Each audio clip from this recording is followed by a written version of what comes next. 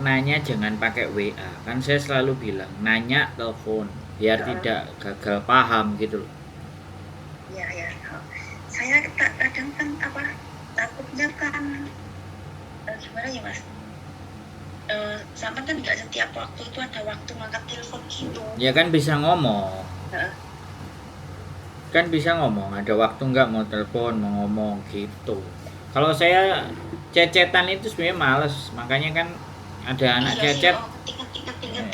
Cecet anak cetan aku nggak bales. Kalau dia nggak mau ya wis, aku males.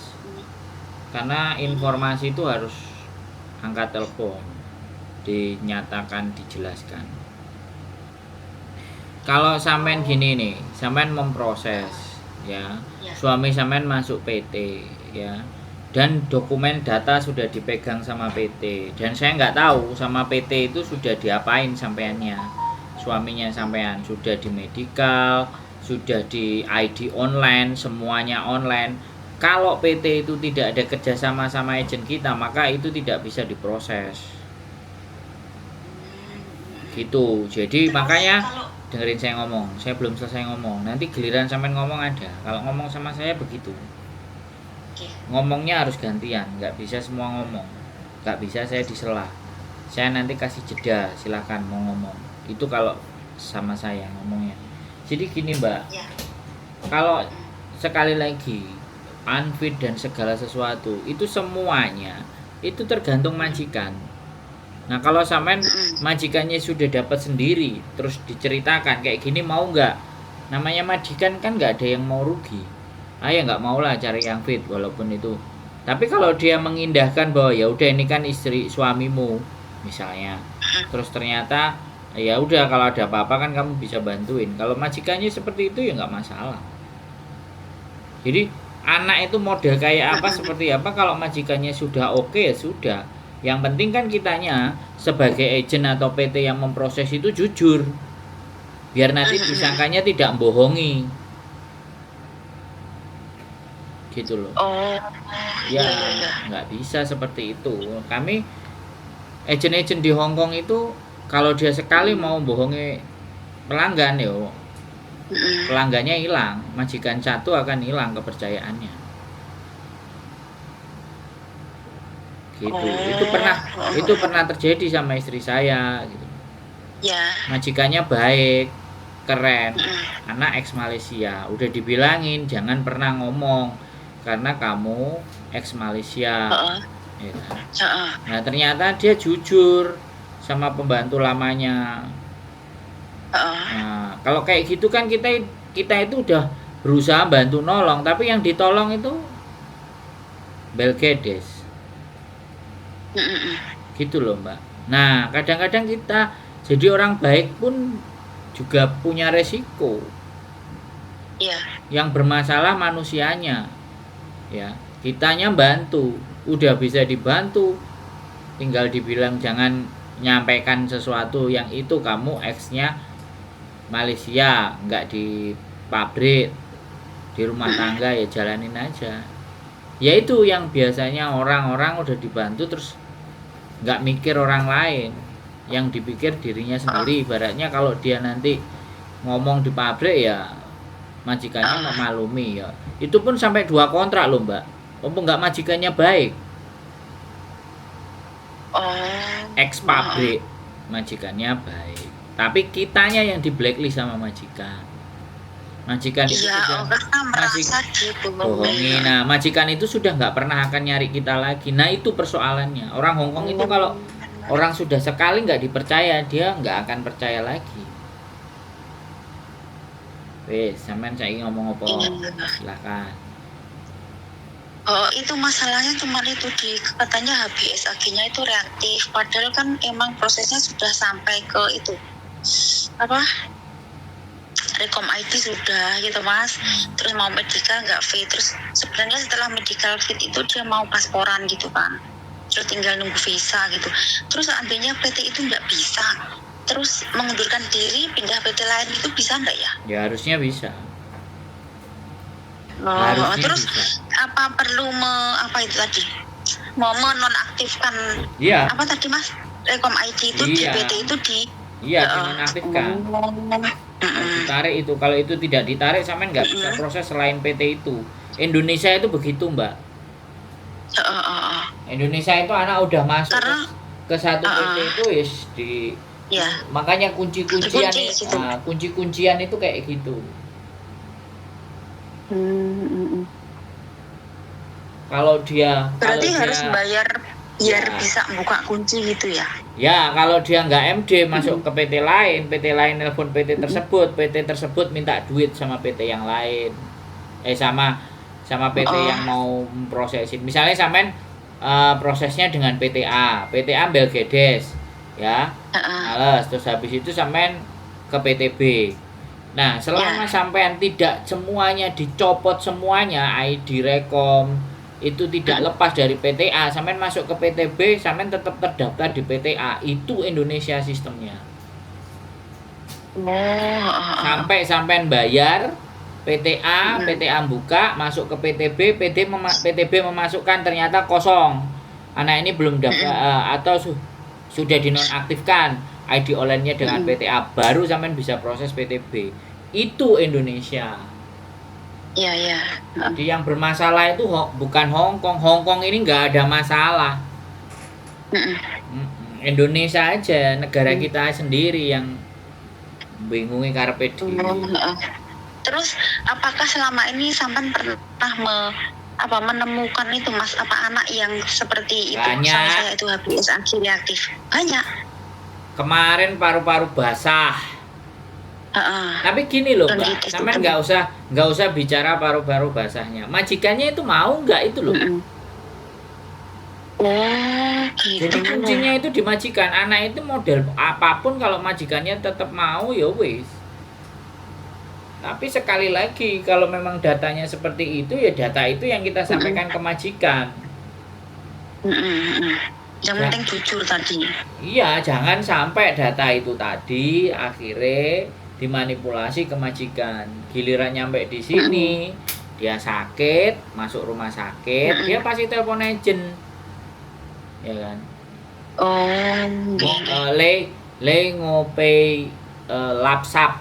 Piye bahasanya kamu itu ngasih saya sampah. Nah, kalau bahasanya orang Hong Kong itu gimana? Coba aku biar belajar. Ngolapsap. Nah, orang Hong Kong itu kayak gitu, Mbak. Agent ngolapsap. Nah, kalau agent ngasih anak-anak yang nggak bagus itu pasti majikan akan ngomong kayak gitu. Bayangkan. Nah, itu bahasanya mereka loh. Walaupun agentnya sama-sama orang Hong Kong. Jadi kalimatnya itu kasar kan, makanya kenapa anak-anak yang kalau pakai hati itu sakit. Nah, soalnya dia bayar pakai uang loh majikan proses. Iya, saya tiap hari sakit loh Mas. Soalnya nenek itu kalau ngomong tuh nyakit di hati, nyelekit. Saya kan orangnya baperan, langsung masuk hati, darah tinggi akhirnya Mas. Darah tinggi saya. Nah, sampean kan lain lepele ngolapsa Pak, mesti kayak gitu. Besok lagi dia cari agent lagi, nggak mungkin pakai lagi ke kita. Makanya kan kenapa agent itu sering ngomong ke anak-anak, kamu harus sekian ya, kamu harus bertahan 6 bulan 7 bulan, kamu harus kuat, sabarin aja, kayak gitu. Kadang-kadang intimidasi kamu, nanti kalau nggak sampai finish kamu blacklist bla bla bla bla bla. Nah itu karena dia pingin nama baik sama majikannya. Padahal kenyataan dan faktanya majikannya misalnya ngampleng, nyeneni, ngongkon sampai bengi, ya piye meneh nek gak siap areke. Ya, mental orang kan beda-beda. Nah, makanya dari situ, dan agent itu nggak mau disalahkan. Dan agent pun kadang-kadang ditawarin dari PT. Ya. Bahkan majikan aja itu ada yang memang nyari anak yang non sengaja biar nurut kan. Nah, biar diblokoto lah itu makanya. Lah sedangkan anak sekarang tahu sendiri sampai di PT-nya berapa lama payu dol. Makanya kalau saya ngomong ini terkesannya jahat. Human trafficking yang dilegalkan, penjualan manusia yang dilegalkan. Ya Iya. karena sekarang Yang belum, penting cepet laku. lah belum siap, trainingnya belum Heeh. cukup, mentalnya enggak, Heeh. budal. Begitu nyampe di sini enek sing kabur. Enek Ya sing ada yang nge-break notice nangis. itu cuman berapa bulan berapa minggu. Ya, weh, sampean sendirilah, silakan membuktikan apapun. Jadi itulah kita Mm-mm. gitu loh. Makanya kenapa orang Hongkong ngomongnya enak, lepe ngulap sap. Karena kan uang yang berkuasa yang dia bayar kan nggak mau rugi juga. Nah, apalagi anak-anak yang sudah mau bayar PT di bagian depan, sudah nggak ada potongan. Heeh. Kalau sampai Heeh. dapat majikan baik, keren. Heeh. Saya itu berapa anak yang proses ke PT-nya bayar, nggak ada potongan. Endien datang ke saya nangis-nangis, ngeluh-ngeluh, cerita-cerita, majikan lu ngene-ngene, aku padahal yo gak potongan. Justru karena dirimu itu gak potongan, dia wis gak ngereken sama dirimu. Makanya kalau nek sing cik potongan-potongan iku diurus, soalnya wedi gak bayar potongan. Oh, iya. Masuk logikanya sampean dari apa yang saya omongin? Ya masuk, nggak begitu diurus kalau nggak potongan itu. Ya iya, kalau cek Begitu potongan aneh. kan bingung, dia gak doleh badi suara arek. Sekarang saya tanya, sampean Oh ngomong, iya, karena belum dibayar. nah, sampean ngomong sama saya open aja, saya terbuka aja kalau ngomong kayak gini. Ya, saya juga terbuka, bener, emang pengalaman lah. Hmm. PT yang nggak potongan itu kebanyakan mereka juga nggak suka sih PT yang nggak potongan itu, karena kan beda pengurusannya sama yang memang potongan itu. Makanya kalau ada yang mau cari proses yang gratis, kalau dapat majikan nasibe top, Mbak E. Nasibe api. Kan ada yang ngomong, aku nggak potongan, aku gratis semuanya, aku nggak bayar potongan. Oke, terus nyampe di Hongkong, dia baik, aku baik-baik saja kok, majikan baik, itu tetap ada. Itu tetap ada dan itu rezeki yang wajib disyukuri menurut saya. Tapi banyak kan yang ngeluh, banyak kan yang lapor, majikannya belget, guys. Sampai pernah tahu itu tadi Mas, yang HBSAG reaktif itu tadi, apa solusinya gimana kalau di PT Sampan? Nggak bisa ya? Ya kalau aku Mbak, aku nggak mau bohongin majikan lah. Aku yang bener aja, nyari yang sehat lah. Kalau sampean mau minta tolong ke saya, ya ketemukan majikannya, ya kita ngomong. Tes di Indonesia seperti ini, nanti nggak tahu kalau dikasih tahu. Nah, habis itu tes di Hongkong lah. Ternyata tes di Hongkong ternyata nggak ada masalah. Soalnya kemarin temanku juga proses tes di Indonesia paru-paru basah, tapi ternyata dicek di Hongkong nggak ada masalah paru-parunya. Hasilnya negatif, bayangkan. Jadi sekali lagi, tes Indonesia juga aku mboh sama bongsoku sendiri, sama negaraku sendiri itu aku mboh gitu loh Mbak, paham nggak? Oh, soalnya kemarin gini Mas, sama PT itu gini, kamu itu pasti diproses karena kan majikan sudah ngurus semua, sudah bayar ke agent gitu, terus sudah pokoknya semua perlengkapannya sudah lengkap gitu kan majikan. Jadi kami mengusahakan, cuman kamu harus berobat dulu gitu. Lah berobatnya itu gimana? Terus kemarin kan dia ke dokter gitu Mas, ke dokter itu disuruh cek lagi gitu, hampir 2 juta kan, cek 5 macam sama dikasih obat gitu, tapi belum keluar hasilnya. Ya ini kan masih cemas gitu, nanti kalau emang hasilnya masih reaktif itu gimana biar jadi non reaktif gitu loh, biar jadi biar nggak reaktif gitu loh, biar negatif nggak positif gitu. Bodoh karo aku. Sama, soalnya saya juga punya riwayat penyakit itu Mbak. Dan sampai detik ini saya kenanya di 2003 2004 sampai sekarang HBSAG saja tetap HBSAG saya sama 2003 tetap, Mas 2003 iya sampai detik ini saya dicek. Alhamdulillah sehat-sehat ya. Ya sampean tak kasih tahu nih, jangan motong omongan saya, mesti dikasih tahu kok. Sampai detik ini kemarin saya periksa di POO itu juga ketahuan. Makanya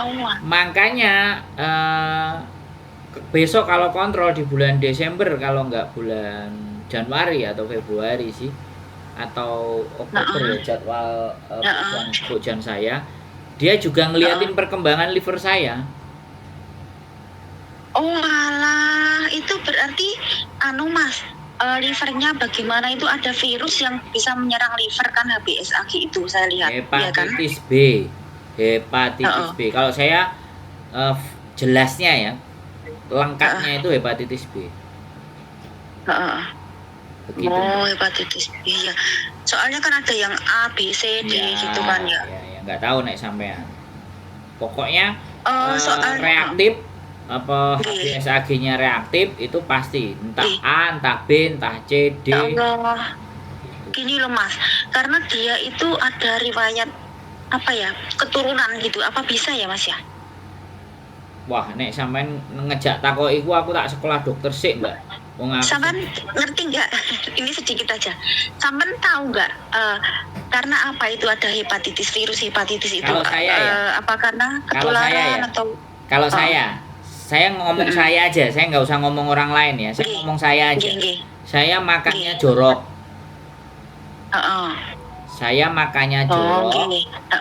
Dan tahun 2003 sampai 7 tahun aku kerja itu dari pagi sampai malam.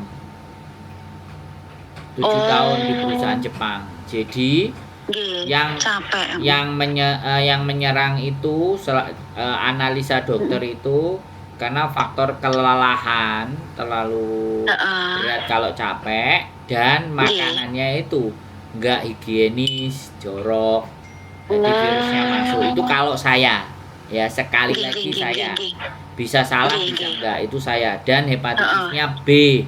Nah, sampean kan nggak bisa make sure suami sampean hepatitisnya apa, A, tah B, tah C, tah D, nah, macam-macam. Soalnya saya waktu kerja di perusahaan itu 7 tahun itu, setahun itu 2 kali saya check up. Dan selalu ada, nggak pernah hilang. Sampai hari ini pun tetap ada. Makanya itu bisa. Makanya dengerin saya ngomong. Makanya saya donor darah itu kadang-kadang ditolak. Karena darahnya mengandung virus hepatitis B. Mengandung virus B. Begitu ceritanya, Mbak. Makanya aku bukan sok-sokan nggak mau donor darah, nyumbangin, tapi kan mereka kan sebelum mendonorkan darah kan dites darahnya ini bagus apa enggak. Iya. Begitu ceritanya, Mbak.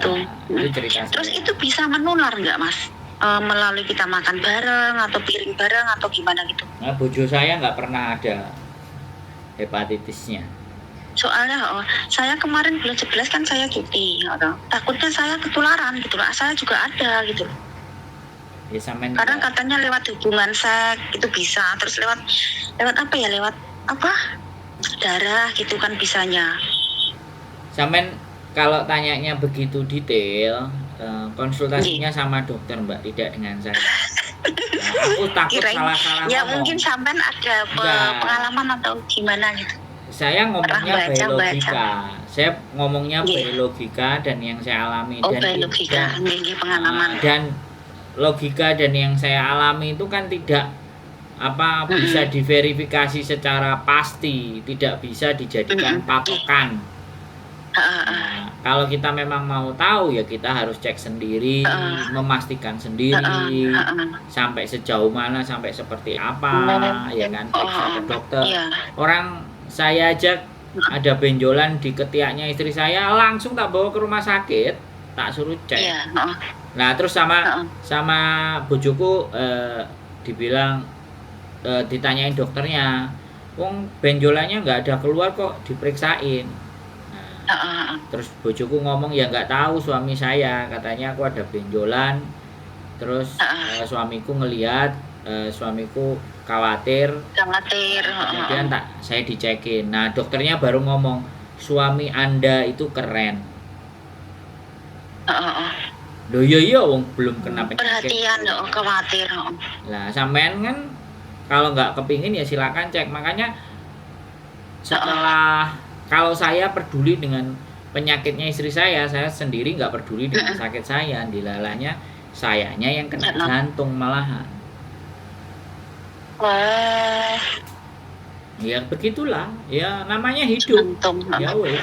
Saya kalau merhatiin orang paling pinter, merhatiin diri saya sendiri pusing kepala.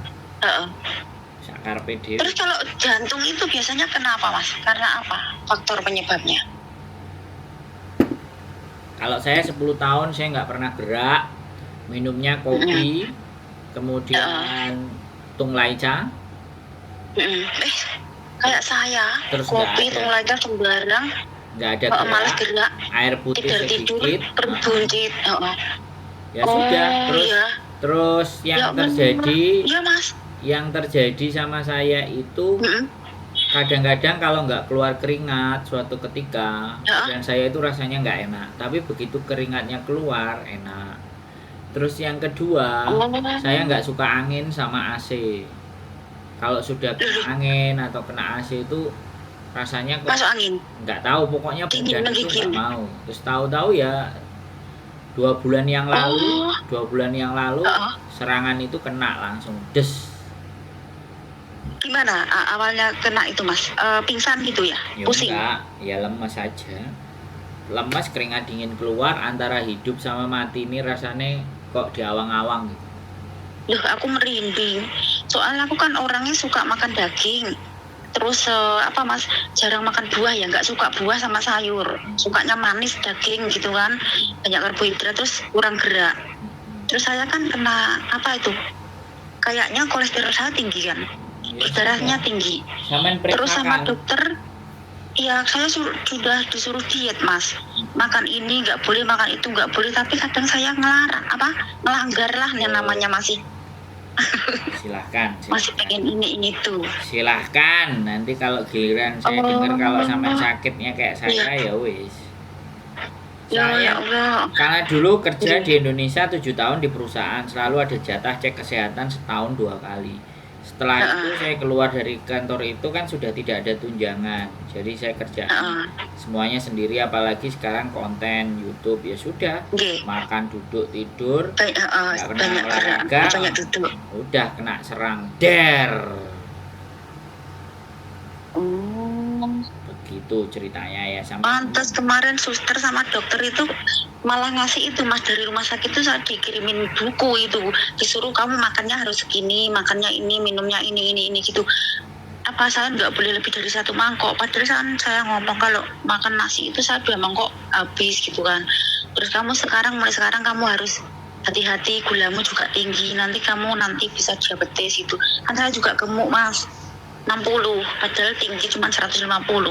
Wes nggak apa-apa, intinya sampean belajar sendiri, cerita sampean bisa ambil kesimpulan, buat suami sampean bisa berpikir bagaimana solusinya dan bagaimana, wes gitu aja. Ya Allah, ternyata hepatitis B itu berarti susah diobati ya Mas ya, obatnya nggak ada ya? Bukan susah diobati Mbak, virus itu akan tetap ada sampai kapanpun, ya kan? Dan daya tahan tubuh kita yang bisa melemahkan virus itu, tapi virus itu nggak bisa hilang. Itu yang saya pelajari. Berarti bisa kesini enggaknya itu tergantung majikan ya. Yang penting kita jujur gitu, ada itu gitu. Ya iyalah, yang berhubungan dengan majikan, karena kalau ada apa-apa kan majikan yang nanggung. Itu bahaya nggak ya bagi orang Hongkong ya Mas? Ngerti nggak istri sampean itu? Ngapain kok tanya istri saya? Maksudnya mungkin dia lebih pengalaman, ngerti kan, agen gitu loh. Gini loh Mbak, majikan mau nerima nggak gitu? Sekarang gini loh, ya kan? Sekali lagi sekarang gini, sampean harus tahu tipe dan karakter majikan yang mau sama suami sampean itu, harus tahu bagaimana. Namanya orang Hongkong, apalagi kena hepatitis, wong kena kusta aja orang Filipina kemarin loh, yang kasusnya rame di televisi, sampean kan tahu toh, itu kan diberitakan di televisi toh. Lepra atau kista itu, kusta itu kan penyakit kulit biasa, di Indonesia kan banyak. Orang Hongkong aja hebohnya setengah mampus kok. Makanya yang mau berangkat disuruh vaksin secara vaksinnya kusta dulu, biar nggak kena. Padahal yang kena lo berapa orang. Hongkong itu kancong, Mbak. Hongkong itu sama kesehatan strict, beda sama orang kita. Iya. Kalau sampean bertanya majikan mau tidak ya sampean tanyain yang jelas ya. Kalau majikan itu maunya ya jangan lapsap yang dikasih. Lemeng-meng. Iya, orang sehat. Nanti kan kalau sakit maaf. Dari tadi udah diajak ngomong masih ditanyain lagi. Gimana sampean ini? Ya. Iya, pasti tidak mau. Aduh, ya sudah kalau nggak bisa kesini. Udah keluar dari kerjaan, malah nganggur. Makanya kan harusnya itu bertanya dulu. Ya, Mas harusnya sebelum keluar kerja itu ya, dari pekerjaan dia ya, harusnya itu check up dulu, baru keluar kerja, baru bisa nggak gitu ya. Kita salah langkah, Mas. Ya Sampean bolak-balik nelpon saya katanya, ya. Sampean nggak ngajak omong saya dalam mutusin itu. Sampean sebenarnya nonton konten saya apa enggak? Saya jatuhnya kan seperti itu. Ya begitulah. Saya sering nonton sih. Makanya. Kalau ada sesuatu yang meragukan atau nggak yakin, ayo kita diskusikan. Tapi ya tidak menjamin juga orang yang nelpon saya terus baik-baik saja. Enggak, tapi setidaknya ada teman untuk berdiskusi. Iya. Karena selama ini jangan ada masalah dulu baru telepon lagi gitu ya. Kan? Ya nggak apa-apa. Orang yang punya masalah terus telepon saya, tapi ruang kesempatan saya untuk memberikan solusinya itu lebih sedikit gitu loh. Paham nggak? Iya. Di saat belum terjadi prediksi dan prediksi dan perkiraan itu masih bisa kita tempuh A, B. Mungkin pilihannya kalau kita masih belum kena masalah itu mungkin masih ada 10 pilihan, 11 pilihan, 5 pilihan, 7 pilihan. Tapi begitu sudah kena masalah, pilihannya mau nggak mau cuman 3, cuman 2, cuman 1. Bener, iya. Sebenarnya di situ nggak mau ini ya itu. Nah, karena sudah terjadi, terus sudah terjadi itu gimana? Makanya channel-channel YouTube orang-orang yang menerima curhatan, menerima pendapat dan masalahnya teman-teman itu banyak karena banyak yang belum mau mikir. Pada saat belum terjadi itu tidak pada mau mikir. Giliran sudah terjadi, mikir keras sampai di channel YouTube. Itu kan dari pencarian kan dia punya masalah dulu. Kenapa nggak nonton sebelum punya masalah? Begitu Mbak enak. Kalau aku jadi konten kreator ngomong itu enak. Kadang terus aku nanya, sampean pernah nonton konten saya nggak? Enggak lah, ya wis. Wajar kena masalah. Saya sering tanya terus kok ke sampean itu ya. Nah, tapi untuk hal ini untuk memutuskan gimana itu nggak anu. Bukan berarti loh. Nggak tanya. Bukan berarti saya serba bisa untuk bisa jadi penasehat ya. Bukan berarti begitu, tapi setidaknya kan nek dijak mikir kan kenek ngono loh. Bisa buat bahan pertimbangan gitu loh. Bisa diajak teman ngobrol gitu, teman diskusi kan gitu. Oke Mbak. Wes. Iya. Sudah tahu harus bagaimana dan kalau gitu Mas, harus bagaimana seperti apa. Yang pertama itulah majikan dulu. Ya, dulu. Baru PT-nya gimana. Ya. Dan kita juga kalau emang PT itu nggak bisa ya. Kan gini, kan kita juga nggak ngerti nih. Apakah itu akal-akalannya PT atau memang secara cek beneran, kan belum keluar yang sama dokter.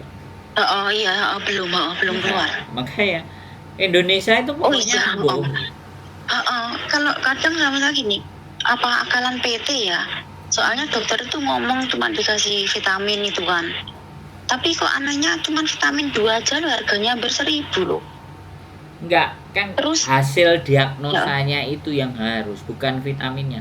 Hasil diagnosanya itu yang penting dulu. Belum keluar, nunggu 2 minggu gitu. Sekarang baru 1 minggu lah. Nah, nanti hari Senin pas Selasa gitu. Silahkan, sampean tunggu dulu itu. Hasil berarti nanti hasilnya itu nggak sama dengan PT, berarti terus gimana? Berarti Ya akan nggak gitu gitu. apa-apa, berarti dinyatakan sehat ya tunjukin sama PT ini loh, sama dokter sehat, nggak ada masalah.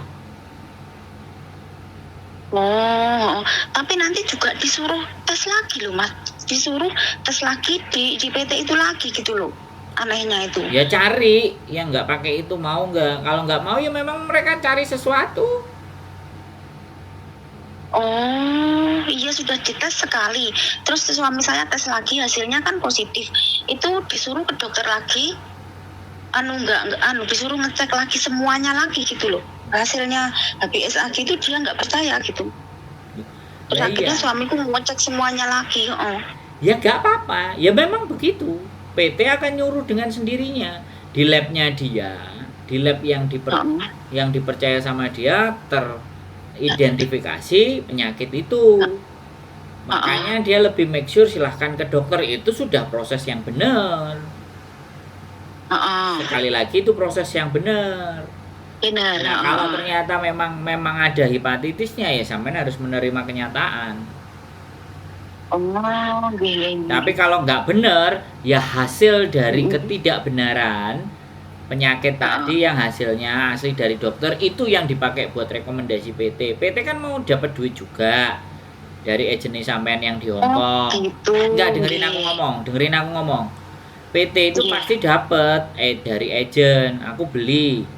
Ini orang proses, majikannya aku bawa sendiri. Nah, PT kan pasti minta agen berapa. Lah kalau ternyata anak itu sakit kan nggak dapat. Nah, bisa nggak dapat, bisa dapat, ya kan? Tergantung agennya.